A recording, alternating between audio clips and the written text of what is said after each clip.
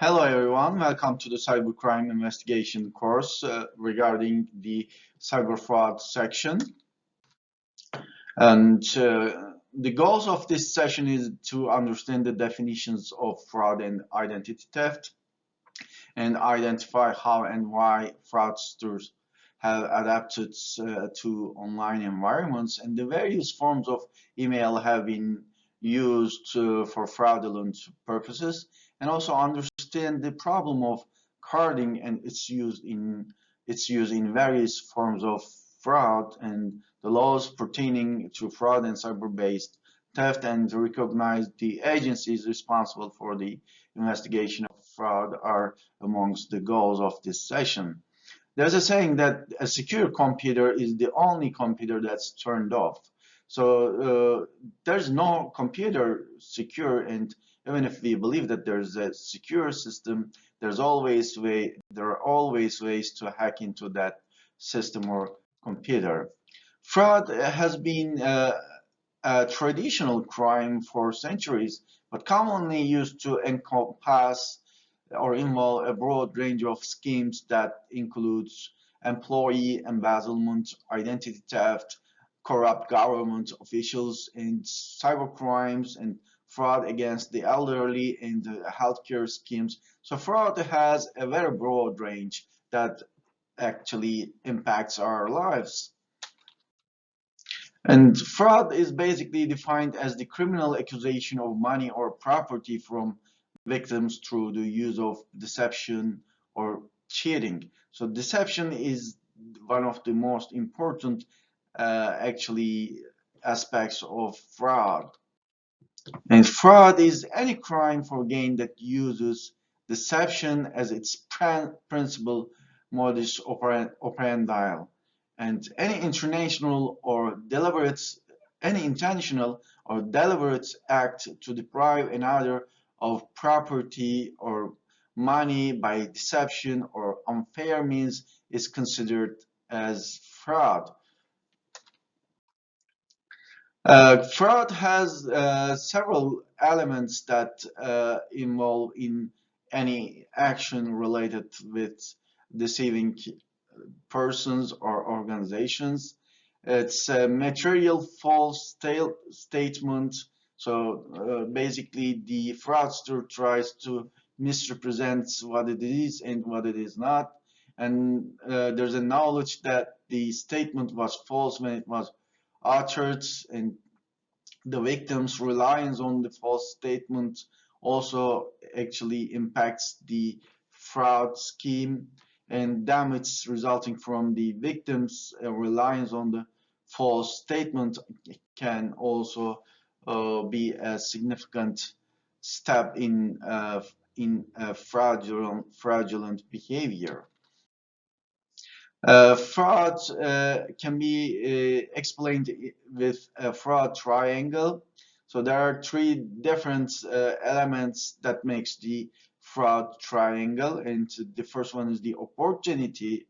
There needs to be a financial gain by the fraudster, such as the Nigerian letters, or there should be a pressure within the system of frauding a person or a group of individuals that there should be business in jeopardy, and people should be under stress and have to deal with other things, and then all of a sudden a fraudster comes into the scene and tries to give a call, tries to make or persuade a person into doing something that in this case the pressure makes you or the person or the victim more vulnerable. And the third actually element of fraud triangle is the rationalization. Usually the fraudsters rationalize their behaviors. I was just only borrowing money, and I was entitled to the money. So they always give some reasons for their legitimate actions. And you can report frauds to reportfrauds.ftc.gov, and there are many options when you want to actually claim your victimizations. I suggest you look at the CD website and try to understand the reporting system. And social engineering is a related term of fraud. It's the act of deceiving an individual into revealing some sensitive information by associating with the individual to gain confidence and trust. So one of the most important elements of social engineering is the confidence and trust to make people have some sort of confidence into your statements or the fraudster's statements in this case, and to deceive the individual to disclose some personally identifiable information about herself or himself. And social engineering is an incredibly effective process of attack, and it's initiated and executed by exploiting humans rather than computer or network security flaws. And attacks on humans are called social engineering because they manipulate the human beings or individuals or engineer users into doing something desired by the fraudster or divulging sensitive information by some sort of an engineering method. And there are several practices in terms of fraud. Kevin Mitnick, he is a very specialized person in terms of dealing with the cybersecurity system. He is a cybersecurity expert nowadays, but he was a criminal in the past. That he was actually jailed in the past, and he has great knowledge in defeating cybersecurity measures through social engineering.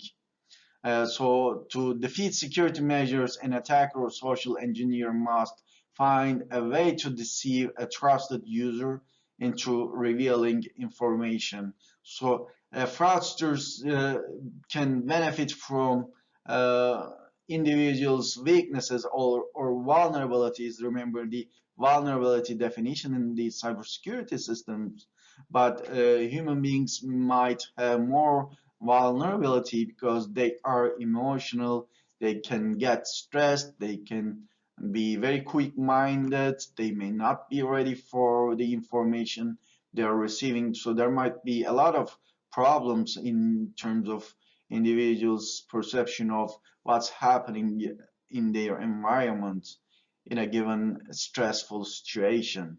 And when trusted employees are deceived, influenced, or manipulated into revealing sensitive information, no technology can actually stop the attacks. So those attacks can be very harmful. Even the technology cannot prevent those attacks.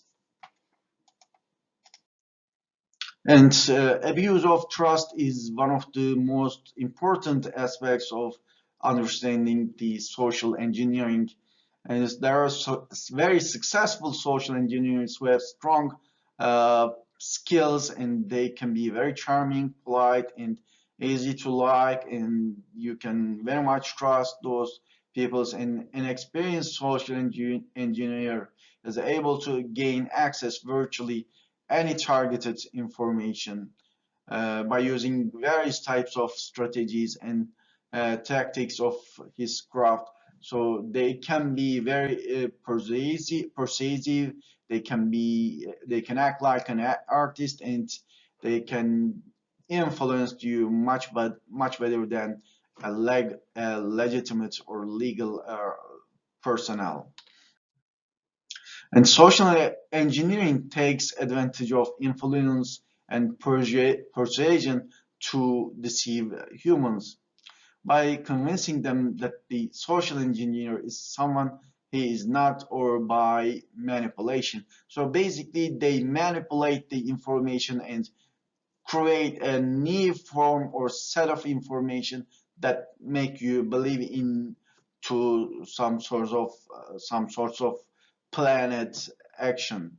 And the social engineer is able to take advantage of people to obtain or reveal information with or without the use of technology. So influence and persuasion have an important uh, aspects into understanding social engineering.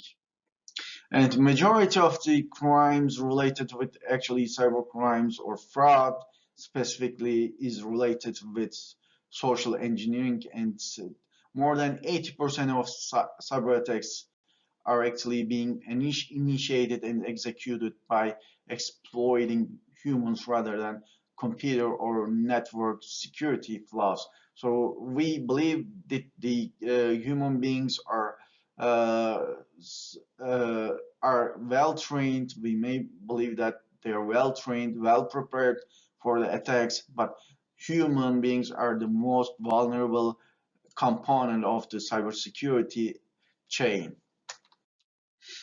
And criminals usually take advantage of malicious links to attack into computers or systems, or basically the first step to attack these computers or systems is to take advantage of human beings. And the most general social engineering attacks simply attempt to get unsuspected internet users to click on malicious links. I'm sure you all already have received such kind of malicious links in any week or month.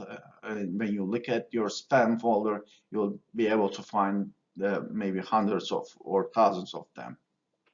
And these attacks generally ask people to perform the desired action or behavior that the attacker wants to induce from the victim. So generally they have you play a role that normally you wouldn't want to. BEC is actually the business email compromise, and there's a lot of email compromise problems, and usually the attackers target the business emails and try to compromise them. And tech support is very common form of fraud, and also investment fraud and real estate fraud are also very common forms of fraud.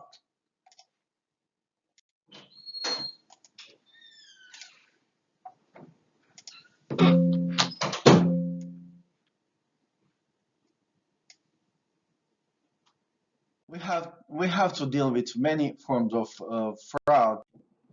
The internet provides a lot of opportunities for cyber criminals and fraudsters.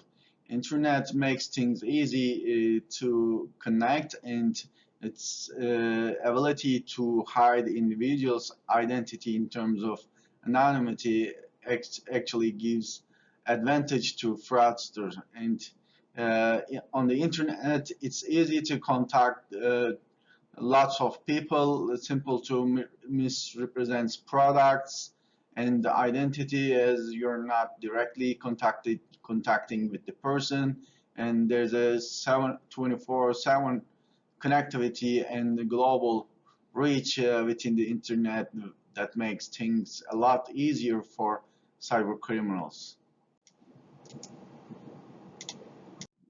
Identity theft is about the misuse of attempted or successful misuse of existing accounts, such as debit or credit card account, or the misuse of personal information to open a new account where the criminals obtains your information already and tries to have your ID used in an identity theft.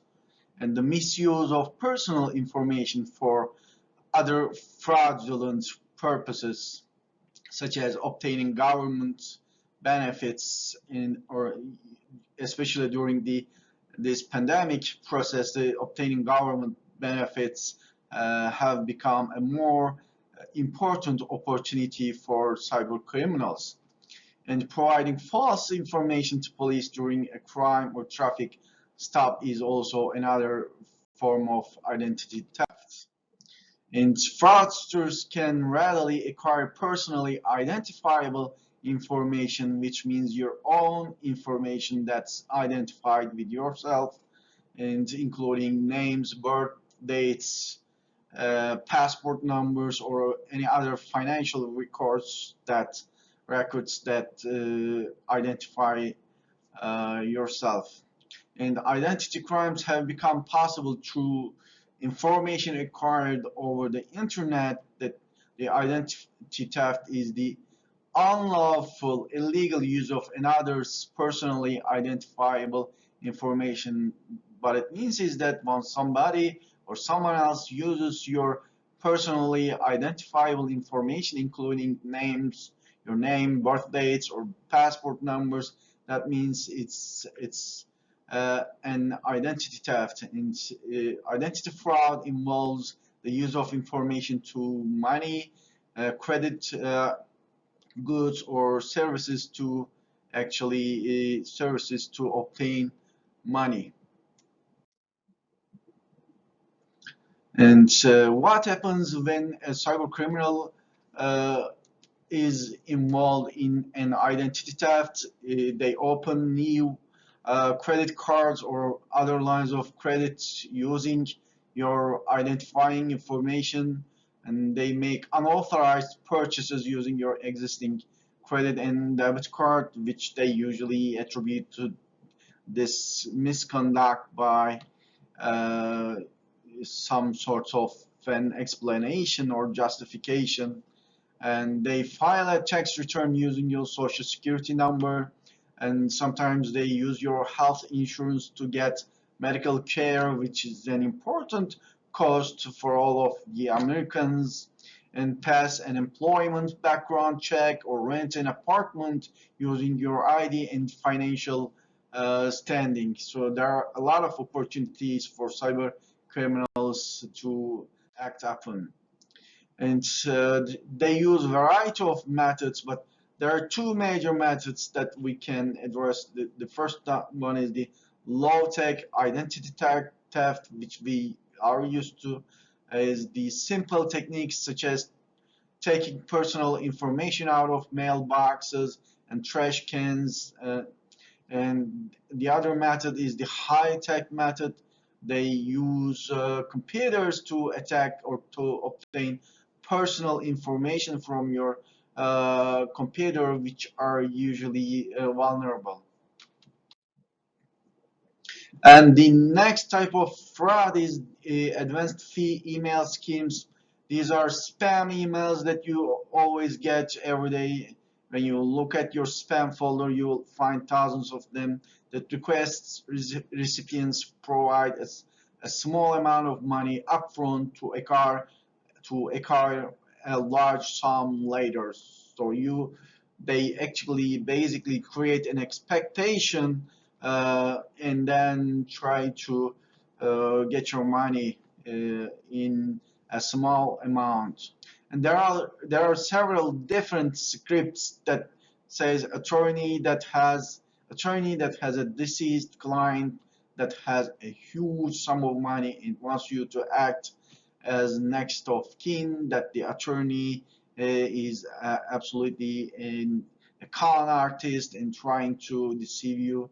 Individual who needs your help to get funds out of the country, and or maybe they pretend as a government agent who wants your help to smuggle out funds that were overpaid, possibly overseas, sometimes called Nigerian or 419 scams. So there are lots of opportunities, and there should be a way of dealing this, but the first thing that should comes into your mind, if the offer of an opportunity appears too good to be true, then and it's probably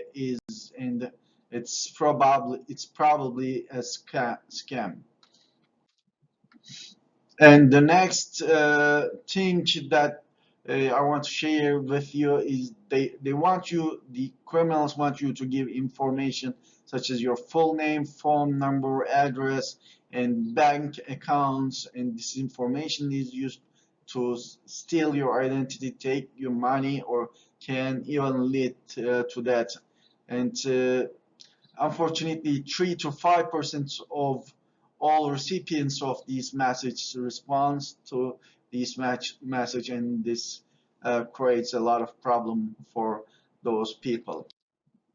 And phishing is actually the most important, let's say, tool for cyber criminals, and it originated in the mid 90s and used to describe the acquisition of internet service provider account information initially, but later on evolved to encompass a variety of attacks, and they target personal or corporate information possessed by individuals using phone, email, social media, in person. They actually checkers use in person observation or theft or postal delivery letters or packages are also under the radar of phishing fraudsters, and they also do dumpster diving or trash picking traditionally.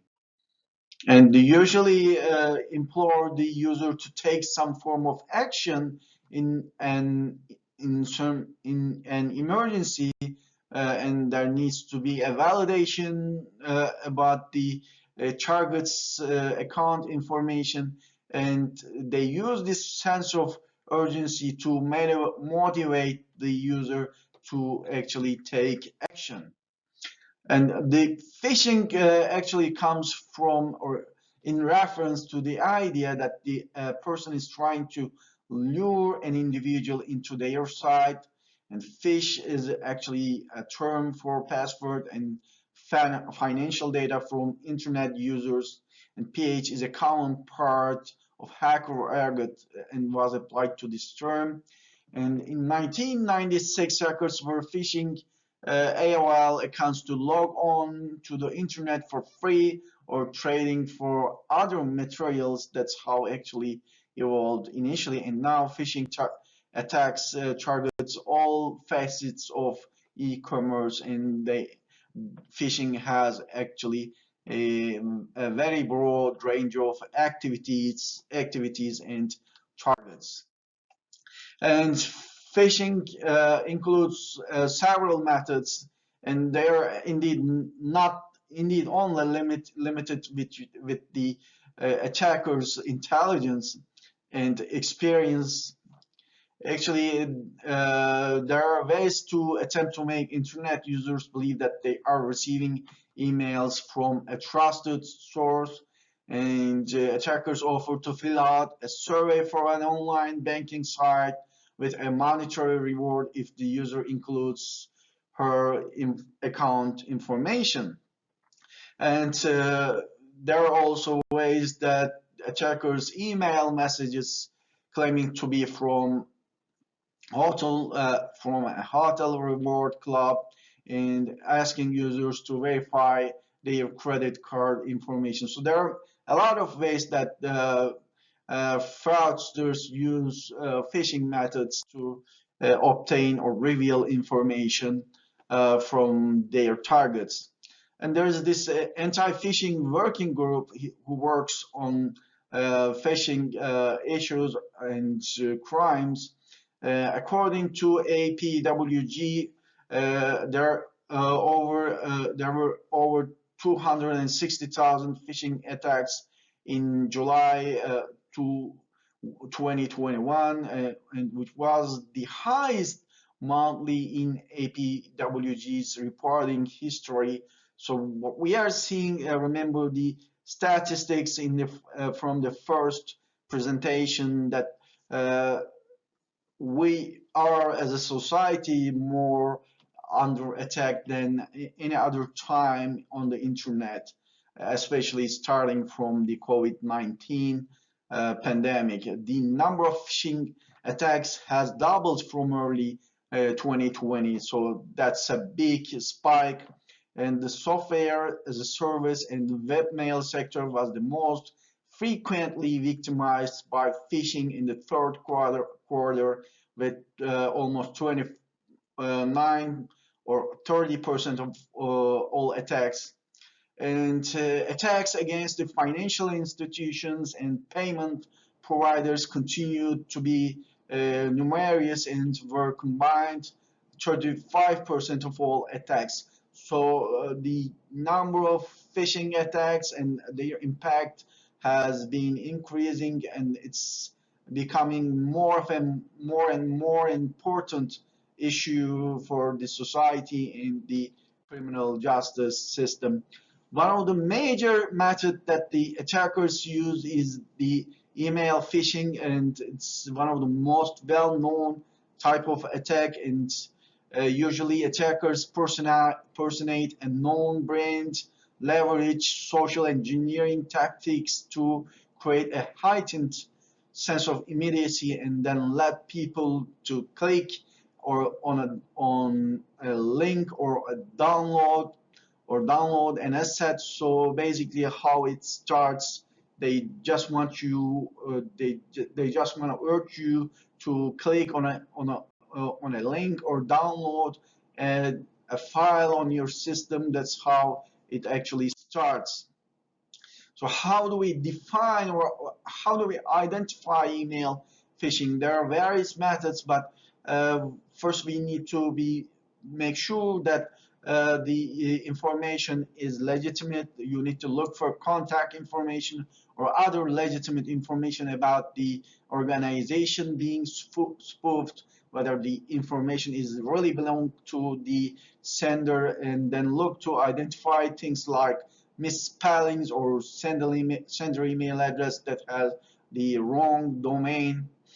And there are also malicious and benign code, and be aware of anything including code that tries to trick exchange online protection, such as downloads or links that have misspellings. Exchange online protection means actually a software tool, cloud-based mail filtering service from Microsoft 365. It's included in all Microsoft 365 plans that come with Exchange Online. So be aware of even the email filtering systems may not be able to deal with such attacks. And do not click on any shortened links. You're not basically seeing what's inside that link. And there could be fake brand logo. Review the message for any logos that look real, because they may contain fake malicious HTML attributes that may harm your system. And ignore the emails that have only an image and very little text, because the image might be hiding a malicious code. So don't trust any email, even if there's not much of a logo or information. So if there's a little text coming from someone you don't know, and you don't know the address, and there might even be a misspelling on there might be misspellings on the email address, sender's email address. So please be aware to receive or read only emails that are trusted. How does a phishing actually work?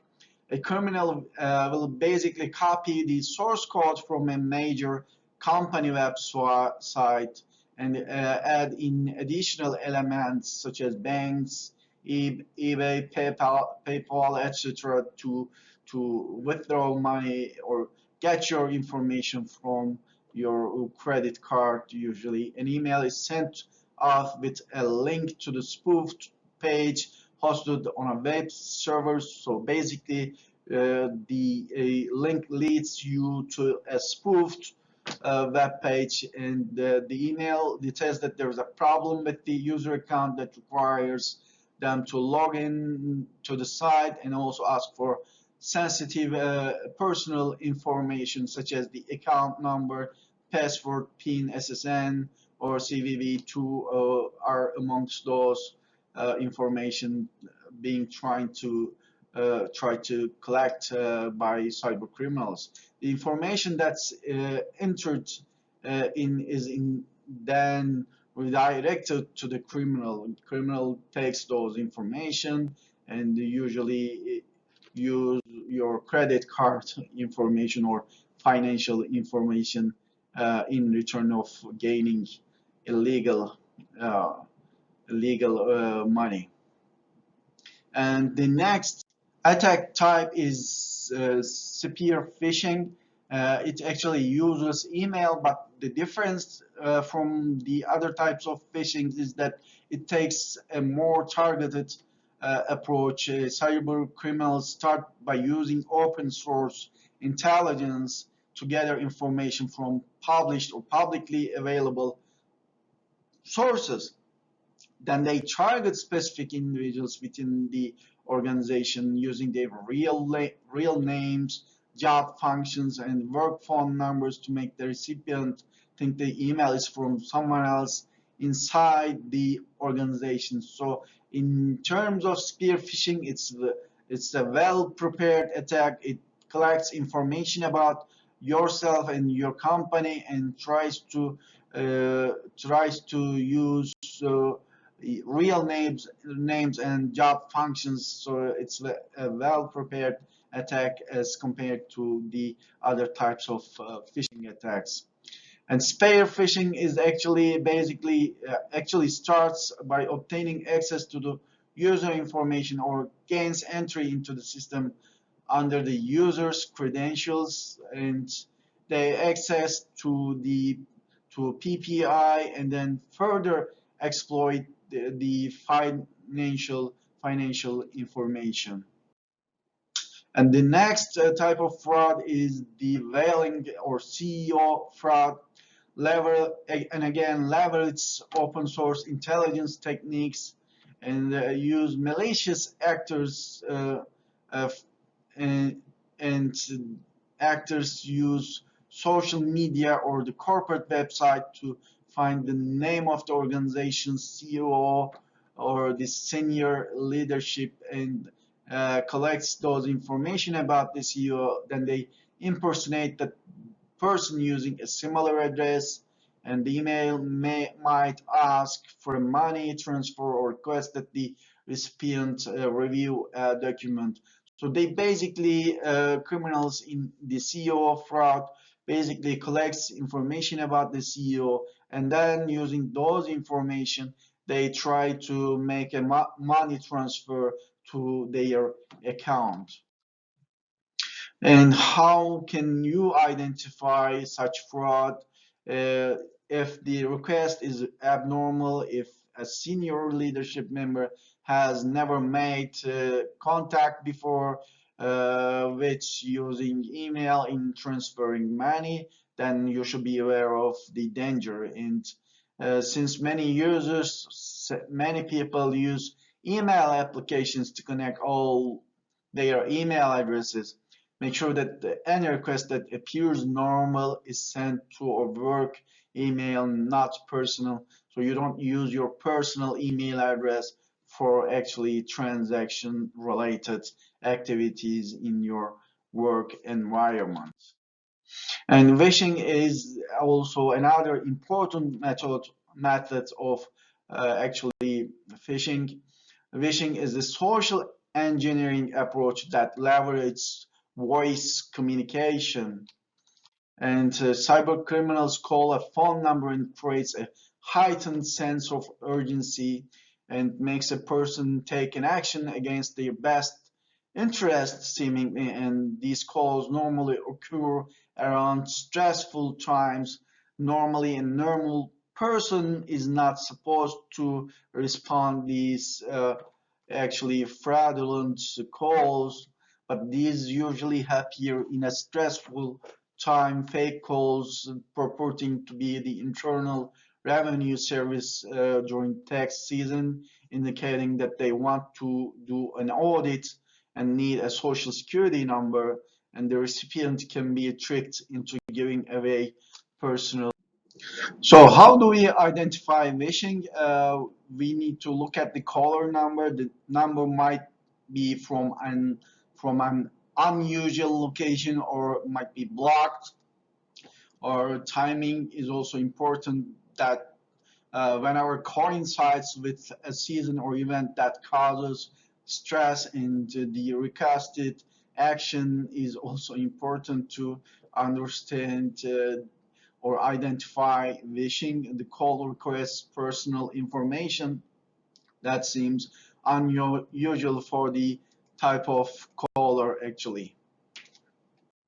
Smishing is another method that this social engineers exploits SMS or text messages.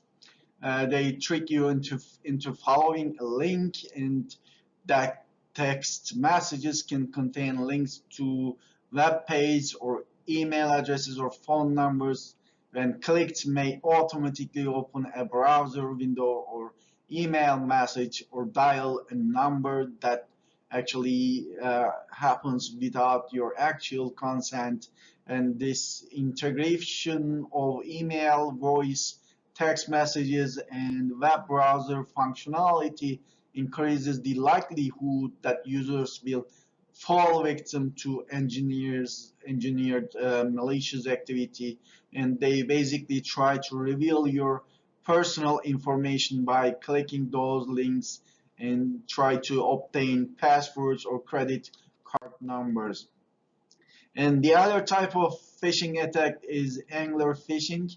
It's the practice of masquerading as a customer service agent on using or obtaining information from social media, hoping to reach a disgruntled consumer. Basically, when you type in information on your Facebook that you are very unsatisfied with the customer service you've been receiving from a company or bank, and you say, I can't believe that bank did it to me again and didn't post my direct deposits on time, and now I bounced 3 checks. So it's an incredibly frustrating situation. And then the attackers or phishers contact you as a customer service agent and tells you that they are going to solve the problem. Just reach out us through this website, and they basically try to make you download a malware to your system, and then after downloading the malware, they obtain your password and user information and get away with your information or financial assets. And farming is the other method that the cyber criminals actually use. It's more technical and often more difficult to detect by the traditional users. The malicious actors hijack a DNS. What DNS means, it's the domain name server. DNS, the server that translates your URLs that you entered in your computer's browser from natural language into IP addresses, in which computers have IP addresses to actually communicate with each other on the internet. Then when a user types in the website address, the DNS actually server redirects the user to a malicious website's IP address that might look real. Then you believe in that you're on the true website, you did everything correct, but eventually you end up being actually ripped by the cyber criminals, even if you do everything correct. So there are more advanced techniques of farming. And the other thing that the cyber criminals utilize is HTTPS phishing.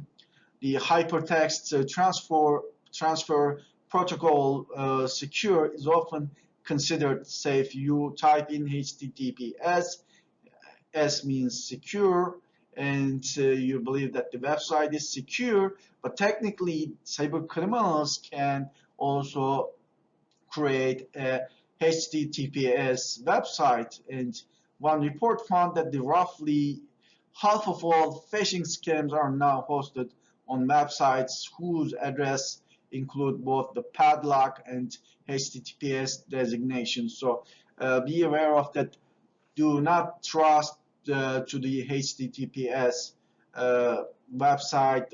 Be aware of the attackers can use HTTPS, and I suggest you use shopping websites or commercial websites from a well-known company or address that you already or your friends have already verified that's a true website.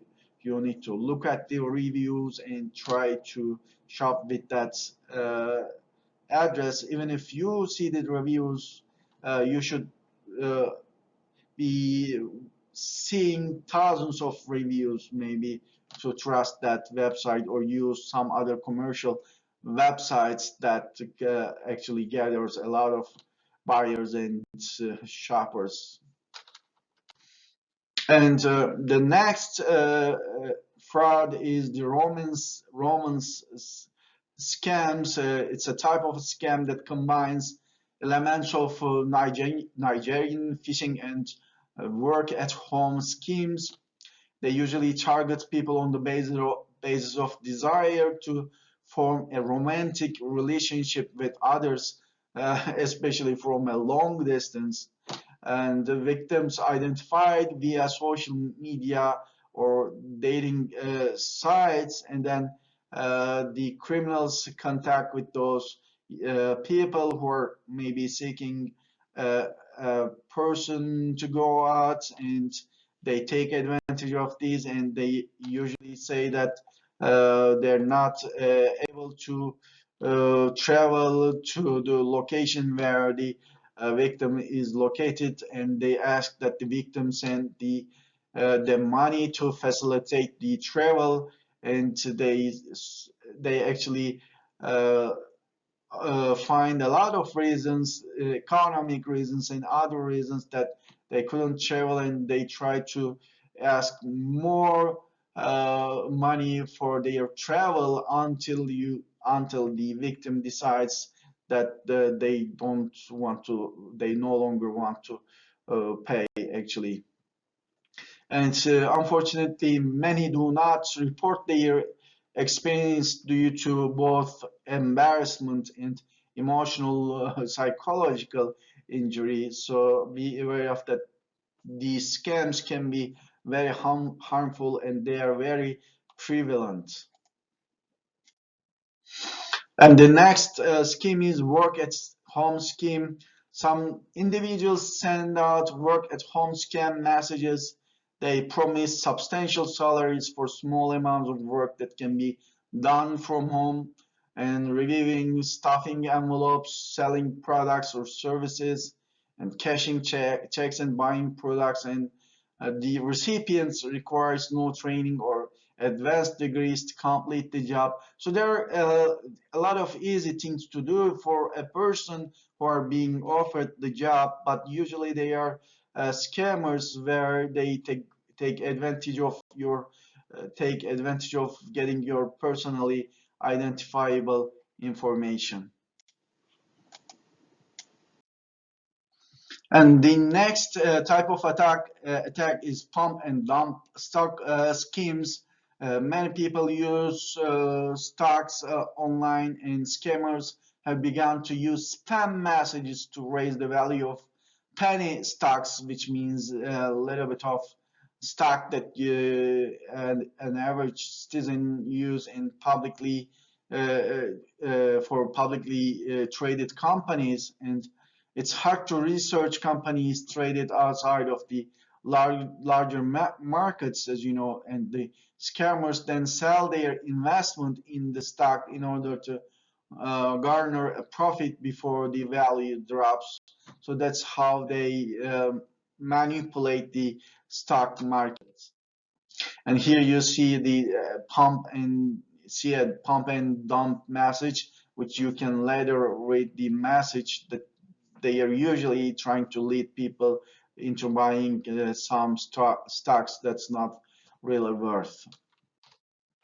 And there are those counterfeit products. There are items that are illegitimate copies of hard goods that otherwise mimic the origin products. So auction sites like eBay allow counterfeiters to directly sell their products to con consumers, and there's nothing to do for the eBay if one individual sells a product and uploads a product's information or image that's so real, there's nothing to do. But that's a challenge actually for trade or e-commerce. And there are online pharmacies and spam also provide a venue for cyber criminals, and there may have little to no active ingredients in those products sold on pharmacies, and the low prices and lack of prescriptions may also attract certain people to buy such products. So they're cheap, they're easy to buy, and unfortunately they are ready for deceiving individuals. And carding itself is defined as the illegal use of the card by unauthorized people to buy a product.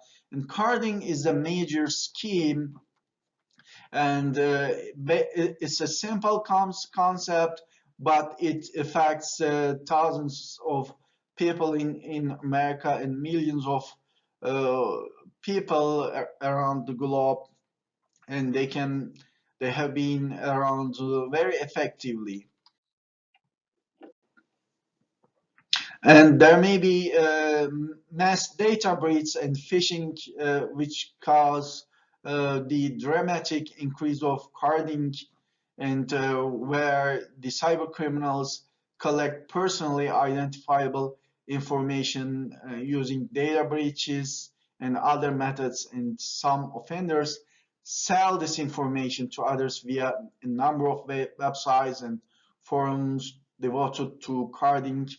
And the sale and exchange of stolen card information is very prevalent on the darknet. There are a lot of websites that sells the credit card information, or lets the exchange of credit card information between the illegitimate users on the dark web.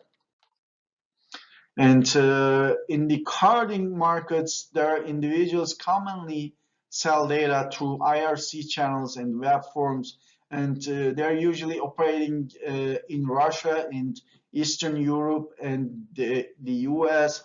And these fraudsters are actually take advantage of their location and try to exchange card information, and they commonly sell credit card or debit card data, and they also have services to cash out funds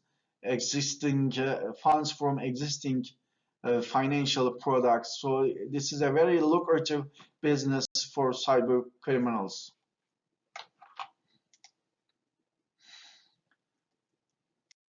There is a continuum of sellers in electronic black markets based on the seller reputation.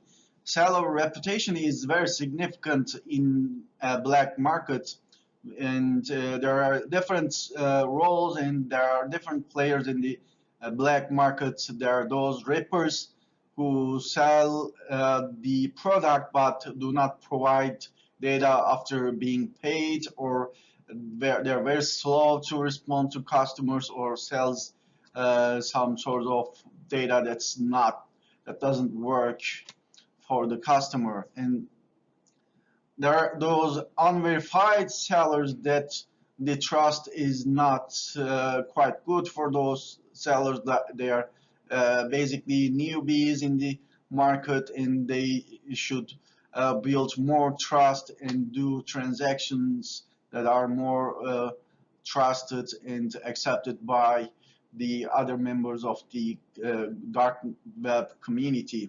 And there are those verified sellers, and these verified sellers are the one who actually makes a lot of money, gains a lot of money from the carding market. And there are different carding market forces, and one of them is the communications and accessibility, in which the market actually appreciates, and low prices as well as product quality and customer service. And when you hear all of these, you may feel like in a given legitimate market, in a given traditional market, this is the same and no different. And yes, the black market also have similar expectations and similar rules in terms of the economy of marketing.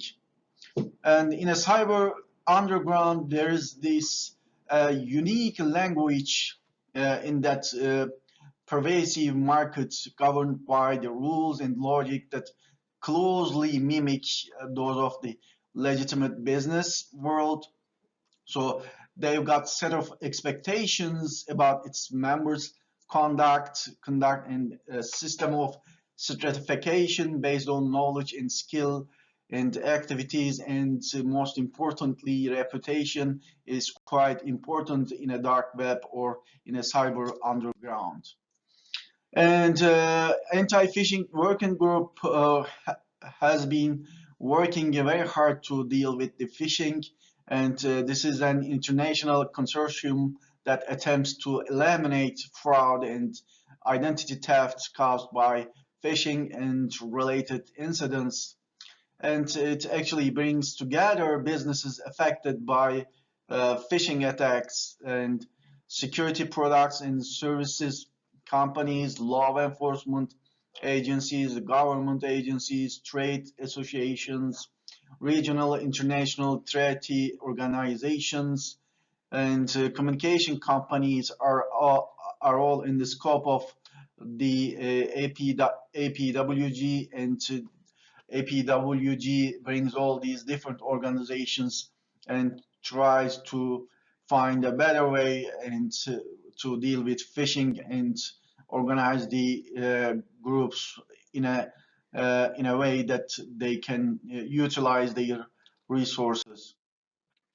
And in the cyber world, online forums play a significant role. Cyber criminals buy and sell login credentials such as those for email, social networking sites, or financial accounts. They also sell phishing kits, malicious software, and access to botnets and uh, social security numbers from the victims, and credit cards and other sensitive information. When you look at these information, these are personally identifiable information where we uh, have to protect our private information. And as a matter of fact, cybercrime is increasingly transnational in nature, actually, with individuals living in different countries all across the globe and working together on the same schemes. So there are organized groups, and they don't even see their faces, but they collaborate and attack to the cyber infrastructure of the United States. And individuals living in different countries around the world working together on the same schemes. So this is actually not usual. We're not used to see all these kinds of criminal activity where all fraudulent behavior upheld by different people from different nations. Trust me, they don't even know English very well. They just use the Google Translate to communicate or get help from someone who knows how to speak English, and they barely can speak another or second language, but they try to communicate and utilize their resources. And as President Reagan said, trust but verify. In order to deal with the cybercrime, uh, obviously we need to trust to our environment, but we also need to verify what's happening, what's being proposed, what an email. Uh, if an email is sent to your inbox, then you should definitely verify it and inspect the source, where it's coming from, who and where, what, when. You always ask these questions. In this session, we have discussed a lot of matters related with the cybercrime and cyber fraud, including especially phishing and other methods that are implemented by the cyber criminals, by the underground world or the forums related with the dissemination of such illegal information through various applications. I want to thank you all for listening to this session. We are going to talk more about the legislation related with the fraud in our next session. Thank you.